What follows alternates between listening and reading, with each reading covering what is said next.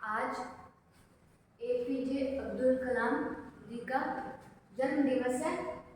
इनके बारे में कहने को कोई शब्द नहीं है, क्योंकि ये खुद ही इतने महान व्यक्ति हुए, इस दुनिया में अपना नाम स्वर्णिम अक्षरों में लिखा और इतने ज़्यादा प्रसिद्ध हुए।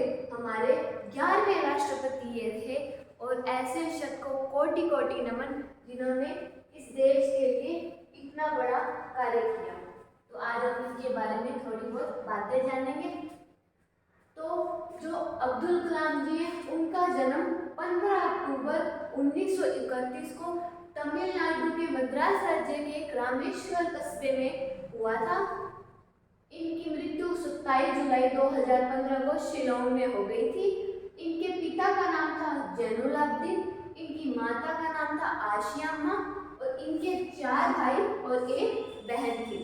जो इनकी बहन थी, उनके साथ जिनकी शादी हुई, वो अब्दुल कलाम जी की जिंदगी के एक महत्वपूर्ण हिस्से थे। उन्होंने ही अब्दुल कलाम जी को आगे बढ़ने के लिए प्रोत्साहित किया था, जो बाद में इनके जीजा जी बने थे। तो जो अब्दुल कलाम जी हैं, ये जो है, इन्होंने बचपन से ही इतने बड़े बड़े सपने पाले थे। कहते हैं कि जब ये छोटे से थे, प्राइमरी स्कूल में जब पढ़ा करते थे, तब एक बार ये स्कूल में अपने टीचर के साथ, अपने दोस्तों के साथ एक तालाब के पास गए थे। तब वहाँ तालाब के पास इन्होंने पंछी उड़ते हुए देखे। जब उनको उड़ते हुए परिंदों को देखा तो इन्होंने अपने मन में एक सपना पाल लिया कि इन्हें आसमान को छूना है, आसमान की ऊंचाइयों में उड़ना है। तभी इन्होंने एयरफोर्स में जाने का सपना बनाया। तो जो अब्दुल कलाम जी हैं, इन्होंने है ना अपनी 1969 में ना इसरो में भी काम किया। ठीक है, इसरो में काम किया। कहते हैं जब ये छोटे थे तब है ना ये बहुत इंटेलिजेंट थे। मतलब इनके पूरे परिवार में सबसे ज़्यादा इंटेलिजेंट एपीजे अब्दुल कलाम थे। एपीजे का मतलब क्या होता है? जो यहाँ के लोग होते हैं वो अपने दादा परदादा का नाम अपने आगे लगाते हैं। तो जैनुलाब्दीन इनके पिता का नाम, पाकिर इनके दादा का नाम, अब्दुल इनके परदादा का नाम। तो अब्दुल पाकिर जैनुलाब्दीन अब्दुल कलाम, इनका नाम तो अब्दुल कलाम था और ये इनके पिता दादा परदादा का नाम है। ठीक है, फिर इन्होंने अपनी जिंदगी में जो शुरुआत की, इनके जीवन में बहुत असफलता आई, बहुत असफलता, बट ये कभी डगमगाए नहीं, हमेशा अपने सपने को ऊपर रखा। कहते हैं ना कि अगर आप एक बार असफल होते हो तो आप सब असफल जरूर हुए हो, पर जब तक आप कोशिश नहीं करते, आप खड़े नहीं होते, तब तक आप असफल नहीं कहलाए जाओगे। अगर आपने कोशिश छोड़ दी तो आप जरूर असफल हो जाओगे। पर इन्होंने अपनी लाइफ में बहुत सारी असफलता का सामना किया। इतने बड़े बड़े मिसाइल वगैरह सब, इतना एक बार में सफल नहीं हुई थी, बहुत बार डगमगाए, गिरे, पर कभी हारे नहीं। फिर आगे हम तो इनके बारे में पढ़ेंगे।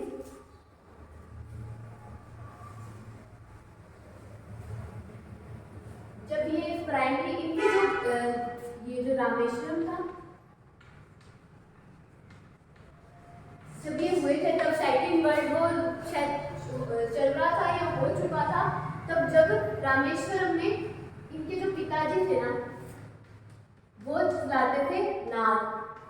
मतलब जो रामेश्वरम घूमने आते थे, मतलब श्री राम जी का जो इलाका जहाँ पर लोग घूमने आते थे, वहाँ पर ये जब लोग आते थे तब इनके पिताजी जो थे वो नाव में सभी को उस एरिया में घुमाया करते थे। और इनके पिताजी दूसरा क्या थे? मस्जिद में इमाम थे, मस्जिद में इमाम भी थे। पहले तो जो इनके दादा परदादा थे वो बहुत अमीर हुआ करते थे, परंतु जब अंग्रेजों ने जिस नदी के किनारे इनकी अपनी नाव रखा करते थे उसके ऊपर पुल बना दिया, तो जब वो पुल बनाना, तो इनका जो काम था वो सब चौपट हो गया। ये बहुत ज़्यादा परेशानी में आ गए। फिर अब्दुल कलाम जी के जो जीजा जी हैं, पहले वे जीजा जी नहीं थे, बहुत बड़े एक मार्गदर्शक मान लीजिए वो थे। तो जब इनके जीजा जी ने कहा कि जो तुम्हारा भाई है, हम अखबार बेचते हैं, तो तुम भी अखबार बेचने में हमारी सहायता करो जिससे पैसा आए। तो फिर ये सुबह सुबह उठ के अखबार बेचा करते थे, पर ये पढ़ना चाहते थे। तो इनके जीजा जी ने प्राइमरी होने के बाद इनके जीजा जी ने कहा कि तू आगे पढ़ने जा, तू बहुत होशियार है, तू आगे बढ़ेगा और तू जरूर कामयाब होगा। पर इनके जीजा जी ने इन्हें बाहर पढ़ने के लिए भेज दिया। बाहर पढ़ने के लिए भेजने के लिए पैसे चाहिए होते हैं, पर इन्होंने अपनी कुछ शिक्षाएं अपने गुरु के माध्यम से सारी जगह से प्राप्त की। पर जब इनको Madras institute of technology MIT Madras institute of technology में एडमिशन लेना था, तब इनकी इतनी स्थिति अच्छी नहीं थी। तो इनकी जो बहन है, एक ही बहन थी, उसने अपने सोने के कंगन, सोने की बालियां सब बेचकर इनको पैसे दिए कि भाई तू पढ़, तू रुक मत। तब इन्होंने MIT में एडमिशन लिया और बहुत अच्छे परसेंटेज से MIT से पास आउट हुए। MIT से जब ये पास आउट हुए तो इनको पता चल गया कि मैं काबिल हूँ, मेरे में इतना हुनर है कि मैं एयरफोर्स में जाऊँगा, एयरफोर्स में जाऊँगा। ठीक है, तो इन्होंने एयरफोर्स के लिए अपना इंटरव्यू दिया, वहाँ पर गए। एयरफोर्स में हुआ क्या ना कि सिर्फ 8 सीटें थी, पर APJ अब्दुल कलाम को 9वीं रैंक प्राप्त हुई। 9वीं रैंक प्राप्त हुई, जिससे कि इनका एडमिशन नहीं हुआ, एयरफोर्स में ये भर्ती नहीं हो पाई और इनका सपना टूट गया और ये बहुत निराश हो गए। तब ये कहते हैं कि ये इनकी जो बाइबल में हम पढ़ते हैं कि इनकी जो बायोग्राफी है उसमें दिया हुआ है कि जब इनका ये असफल हुए तब ये ऋषिकेश चले गए थे। तो ऋषिकेश वहाँ जाते जाते एक आश्रम के एक संत ने इन्हें कहा, जब इन्होंने अपनी दुविधा बताई तो उन्होंने कहा कि अगर तेरे कर्म हैं, तूने कर्म अच्छे किए हैं तो तुझे उसका फल अवश्य मिलेगा। वो बात सही कहते हैं, अगर आपके कर्म अच्छे हैं ना तो आपको कोई नहीं रोक सकता, इस दुनिया में कोई भी नहीं रोक सकता। इसलिए कर्म करना बहुत जरूरी है। जिंदगी में 3 चीजें हमेशा याद रखनी चाहिए। अच्छे कर्म, जो कि इन्होंने बहुत अच्छे कर्म किए। अच्छे कर्म, कभी किसी की डिसरिस्पेक्ट नहीं करना, सबकी रिस्पेक्ट करना। और तीसरी सबसे बड़ी चीज, अपने से किसी को छोटा न समझना। सभी बराबर है, कोई आपसे छोटा नहीं है, कोई आपसे बड़ा नहीं है। ईश्वर ने जिसको बनाया है वो सब समान है, तो सभी समान है, किसी को अपने आप से छोटा न समझना। तो फिर इन्होंने कहा चलिए ठीक है। फिर इसी टाइम एक पहले इन्होंने एयरफोर्स में किया था, उसी के 1 हफ्ते बाद में इन्होंने जो है साइंटिस्ट में भी ये अपना इंटरव्यू देकर आए थे। तो इन्होंने वहाँ पर ये चलो संत ने ये समझाया, ये समझे, इन्होंने अपने आप को संभाला, अपने घर पर फ़ोन किया कि मेरा सिलेक्शन नहीं हुआ है। तो घर वालों ने इन्हें हौसला दिया कि तुम निराश मत हो। फिर इन्होंने साइंटिस्ट जो यहाँ था, साइंटिस्ट के लिए दिया था, दिल्ली में दिया था ये शायद। तो ये दिल्ली में इन्होंने फ़ोन किया कि भाई मैंने जो इंटरव्यू दिया उसका क्या रिजल्ट रहा। तो उन्होंने कहा आपका सिलेक्शन हो गया, आप ज्वाइन कर सकते हैं। तो ये फिर वहाँ चले गए थे। अब जैसे जैसे समय बीता, ये इंटेलिजेंट तो थे ही, फिर इन्होंने यहाँ पर काम किया था। फिर 1969 इसरो में काम किया। फिर जो है इनके एक बहुत बड़े मार्गदर्शक थे, उनका नाम था विक्रम साराभाई। ये तो डायमंड लाइन के नाम से विख्यात है, विक्रम साराभाई। ये एक बहुत महान हस्ती थे विक्रम साराभाई। जो APJ अब्दुल कलाम है, उनका विक्रम साराभाई ने बहुत साथ दिया, उनको समझाया। मतलब ये इनसे कुछ ही साल बड़े थे, पर ये इनको अपना गुरु मानते थे। तो विक्रम साराभाई से हर बात शेयर करते थे, छोटी से छोटी बात इनको कह दिया करते थे। तो विक्रम साराभाई, पर कुछ टाइम के बाद जब इनका ये सक्सेसफुल हुए, तो विक्रम साराभाई ने जब इनको बुलाया कि भाई मुझे अपने घर जाना है, मिलकर आना है, तब ये गए। कुछ देर पहले इनसे बात हुई थी, तो कुछ देर बाद जब ये वहाँ पर पहुँचे तब इनको पता चला कि इनकी मृत्यु हो गई है। तो इनको बहुत बड़ा झटका लगा था, क्योंकि ये इनको अपना सब कुछ मानते थे, पर होने को कौन टाल सकता है। इसलिए इन्होंने अपने आप को संभाला।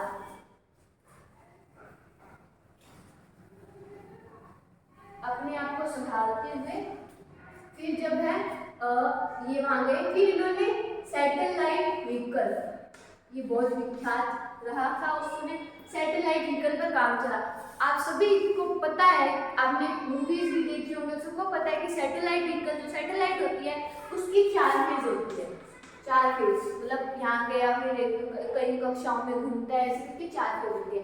सैटेलाइट पर इन्होंने बहुत सारा काम किया, क्योंकि कम से कम 8 से 10 साल सैटेलाइट को बनाने में लग जाते हैं। तो APJ ने ये सारा काम किया। ये किसके अंदर किया? सतीश धवन, ये भी बहुत महान व्यक्ति थे। सतीश धवन ये चीफ थे, इनके अंडर में इन्होंने काम किया, सतीश धवन के अंडर में। फिर इन्होंने अच्छे से सारा सब कुछ बहुत अच्छा चल रहा था। पर जब सैटेलाइट व्हीकल्स 1979 की बात है, ये लॉन्च होने वाला था, उससे 5 मिनट नहीं 4 मिनट पहले सिग्नल आता है कि आपका जो सैटेलाइट है उसमें कुछ गड़बड़ है। ये सब घबरा गए कि भाई एन मौके पे कैसे इतना। पर जो इनके सारे जो इनसे भी बड़े थे जो भी थे, इन्होंने कहा कि तू लॉन्च कर दे, मतलब कहा गया कि आप लोग लॉन्च कर दो, छोटी मोटी गड़बड़ हो गई, कुछ नहीं हुआ, लॉन्च कर दिया गया, हो गया। 3 मिनट में डिसीजन लिया कि लॉन्च कर दो। जब लॉन्च किया गया और लॉन्च कर दिया गया, उसके कुछ समय बाद कंप्यूटर ने कहा कि गड़बड़ है, फिर जाकर वो बंगाल की खाड़ी में गिर गया, सक्सेसफुल नहीं रहा। पहली असफलता इतनी बड़ी, इतने सालों की मेहनत खराब हुई, घबरा गए, भाग गए वहां से, कमरे में चले गए, अपने आप को बंद कर दिया और रोने लगे। फिर जब मीडिया आ गई, आप सभी को पता है मीडिया जब ऐसी कोई घटना होती है, अगर आप बहुत अच्छा कर रहे हो तो मीडिया आपको बड़ा चढ़ा कर दिखाएगी, पर जब आपसे छोटी सी गलती हो जाती है तो वो आपकी गलती को इतना बड़ा पहाड़ बना देते हैं। तो वही हुआ, मीडिया आकर बैठी, सतीश धवन गए, इनको समझाया एपीजे अब्दुल कलाम को कि तू चल, जवाब देना होगा। तो ये हाँ गए, जवाब दिया, पर सतीश धवन ने ये जो एपीजे अब्दुल कलाम की गलती थी उसको अपने सिर ले लिया। तो ऐसे भी कहा जाता है, जब ये सैटेलाइट व्हीकल था ना, इनका दिमाग उस टाइम बहुत डिस्टर्ब हो गया था। क्यों हो गया था? क्योंकि सैटेलाइट व्हीकल के टाइम पे इनके पिताजी एक्सपायर हो गए थे, फिर इनको वो धक्का, ये वहां गए, फिर इनकी माताजी एक्सपायर हो गए थे कुछ समय में, इसी सैटेलाइट व्हीकल के लॉन्चिंग के समय में। तो जब ये गए तब इनके घर वालों ने कहा कि तू यहाँ के लिए नहीं बना है, तू देश के लिए बना है, तो तू उसी काम में जा और अपना जी जान लगा दे, यहाँ पर वो सब संभाल लेंगे। तो उन्होंने फिर इन्हें यहाँ भेज दिया वापस। इन्होंने अपनी पूरी मेहनत से काम किया। फिर सतीश धवन जब इनको मीडिया के सामने लाए तो सतीश धवन ने कहा कि ये मेरी गलती थी, उन्होंने ये गलती अपने सिर ले ली। फिर एपीजे अब्दुल कलाम ने कहा कि चाहे कुछ भी हो जाए, अब तो मैं इसे करके रहूंगा। तो सतीश धवन जी ने कहा था कि मीडिया को कि 1 साल के अंदर अंदर ये वापस हम करेंगे लोग। तो 1980 में सैटेलाइट व्हीकल को लॉन्च किया गया और वो सक्सेसफुल रहा। उसके बाद में जब ये सैटेलाइट व्हीकल, उसके बाद में बहुत सी हो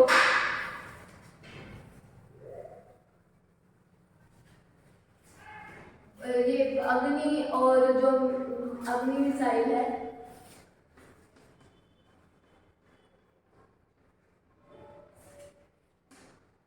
और दूसरी है पृथ्वी, ये लॉन्च की गई। इनके समय में भी जो फर्स्ट में फेल थी, सेकंड में भी ये फेल थी, थर्ड में जाकर ये सक्सेसफुल रही। तो जब असफलता थी, असफलता से कभी डरे नहीं, घबराए भी होंगे, पर इतना नहीं, पर उस काम को इन्होंने करने की ठानी और इतना अच्छा किया कि इनका नाम स्वर्णिम अक्षरों में लिखा गया था। तो उसके बाद फिर इन्हें 1997 भारत रत्न से पुरस्कृत किया गया था।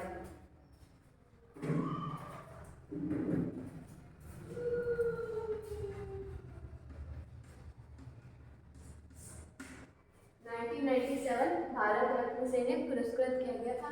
वो भारत रत्न भी अपने आप को कितना महान मान रहा होगा कि ऐसे व्यक्ति के लिए उसको चुना गया है। तो जो भारत रत्न दिया गया, हमारी धरती माँ भी इतनी अपने आप को सौभाग्यशाली मानती है कि ऐसे पुत्र के जन्म इस धरती पर होते हैं, ऐसे वीर पुत्र इस धरती पर आज भी जन्मते हैं।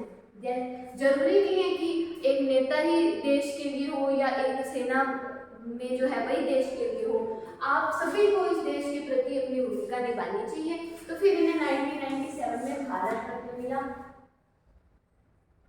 वो जो 1980 है, इसमें पेपर में पूछा जाता है, तो 1980 में इनका सैटेलाइट व्हीकल लॉन्च हुआ था, उसका नाम था रोहिणी।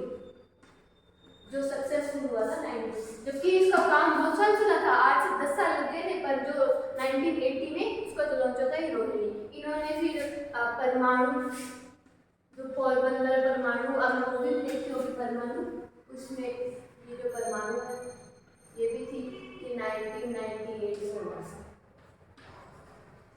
ठीक है, इन सब के दौर में अटल बिहारी वाजपेयी ने फिर इनके साथ मीटिंग की थी। अटल बिहारी वाजपेयी ने कहा था कि ना आप हिंदू हैं ना आप मुसलमान हैं, आप एक महान भारतीय हैं जो इस देश के लिए इतना कुछ करते हैं। अटल बिहारी वाजपेयी जी ने फिर इनको कहा कि मैं आपको मंत्रिमंडल में चाहता हूँ। तो इन्होंने कहा कि मुझे कुछ समय के लिए तो मैं काम कर रहा हूँ परमाणु पे, तो पॉसिबल नहीं हो पाएगा, तो उन्होंने मना कर दिया। फिर 2002 में ये बने थे राष्ट्रपति। तो उससे पहले 1999 में शायद अटल बिहारी वाजपेयी जी ने इनको कहा था कि हमें आप राष्ट्रपति के तौर में चाहिए हो। तो ये बोलते हैं कि मैं आप मुझे कुछ समय दीजिए, 1 घंटा दीजिए, मैं आपको फिर बताता हूँ। तो इन्होंने कहा था कि आप 1 घंटा नहीं, आप पूरा 1 दिन ले लीजिए, पर मैं ना नहीं सुनना चाहता। तो फिर ऐसे करके ये हमारे राष्ट्रपति बने। 25 जुलाई 2002 से 2007 तक रहे। ठीक है, इन्होंने शपथ ग्रहण की और ये राष्ट्रपति बने। और ये पहले राष्ट्रपति थे जिसमें कांग्रेस और बीजेपी वाले दोनों सहमत थे कि हाँ से इन्हें राष्ट्रपति बना दीजिए, हमें कोई दिक्कत नहीं है। फिर जो था, फिर इनके बारे में इन्होंने बहुत अच्छे काम किए। आज का दिन तो स्टूडेंट्स डे के नाम से विख्यात है और ये बच्चों से बहुत प्रेम करते थे। इनके खुद के बच्चे नहीं थे, पर जो इनके भाई बहन के बच्चे थे, इनके भाई बहन थे, उनसे भी बहुत प्रेम करते थे।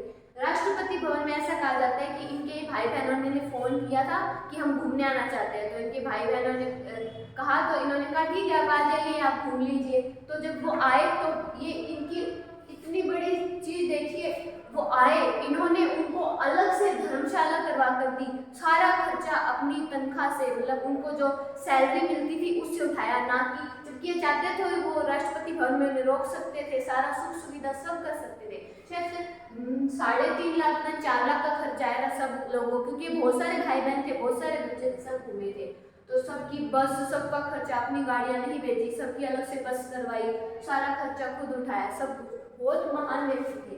फिर जब ये चले गए, उसके बाद में जब ये एक दिन, वैसे तो इनकी रोज का मुगल गार्डन जो वहाँ पर बैठा करते थे, ये इतने महान थे कि जो इनके गार्ड वगैरह थे वो जो सर्दी में सोया करते थे, तो इन्होंने उनके लिए बहुत काम किया, उनके लिए तंबू वगैरह लगवाए, वो सारे सुविधाएं उपलब्ध करवाई थी, जबकि कोई नहीं करवाता। तो जब ये एक दिन गार्डन में बैठे थे तो वहाँ पर बहुत सारे पशु पक्षी आया करते थे, आपने देखा होगा, सुना होगा, राष्ट्रपति भवन का जो गार्डन है वो बहुत खूबसूरत है। तो वहाँ पर जब मोर, बहुत बहुत खूबसूरत खूबसूरत पंछी पक्षी, सब बहुत सारे जानवर आया करते थे। तो रोज मोर आते थे, कई सारे मोर आते थे। उनमें से एक मोर जो था ना, उसके गले में कोई दिक्कत थी। इनको पता चल गया कि वो कुछ खाता नहीं था, तो इन्होंने अपने गार्ड को बुलाया कि इसकी कोई दिक्कत है तुम देखो। वो कहता नहीं सर, इसकी कोई दिक्कत नहीं है, ये शायद खा नहीं पा रहा होगा। कहते नहीं। उन्होंने कुछ दिन नोटिस किया, फिर उन्होंने डॉक्टर को बुलवाया। देखिए, एक जानवर के लिए भी इनके मन में इतनी उदारता थी। उन्होंने और जब डॉक्टर ने चेक किया तो उसको ट्यूमर निकला था, गले का ट्यूमर था शायद। तो फिर उसका इलाज करवाया, उसको सही करवाया और वो अच्छे से फिर खाने पीने लगा। फिर बहुत बहुत अच्छी चीज़ थी।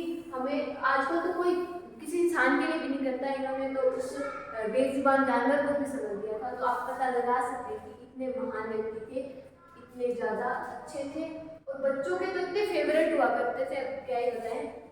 तो इसी के साथ आज की क्लास को हम यही समाप्त करते हैं। धन्यवाद।